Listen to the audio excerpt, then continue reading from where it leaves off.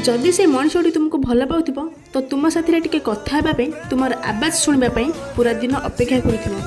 कहीं ना जेबे प्रेम होता है सेतेबेले साथीर कथा शुणा ता साथी टाइम स्पेंड करने आमको बहुत भल लगी थाए।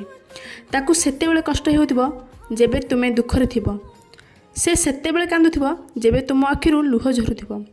से तुम फिलिंग्स को ता निज ठारू अधिका रेस्पेक्ट करुथिबो। ताकू जेते भी निद लगुथिले से सोउ नथिबो, कहीं ना तुमे भी सोई नथिबो। तुमे ता सहित कथा हेबाकु चाहुथिबो। जेबे तुमे निजर केयर करनुथिबो, निजको ध्यान देउ नथिबो, तो से मनुष्यटी तुम उपरे रागुथिबो ता निज ठारू बेसी से तुमर केयर करुथिबो। से तुम ना शुणिले तुमर कथा शुणिले एक्साइटेड हो जाउथिबो। तुमको देखिले ता मुहरे आपे आपे हस खेली जाउथिबो।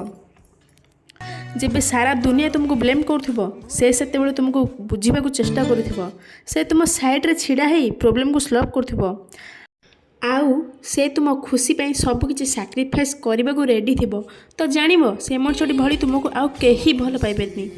फ्रेंड्स, जदि तुम लाइफ रे भी केही एमिति अछंती तांकू दूर को जिबाकू दियंतुनी, काहेकि ना एमिति प्रेम खोजिले भी मिलिबोनी।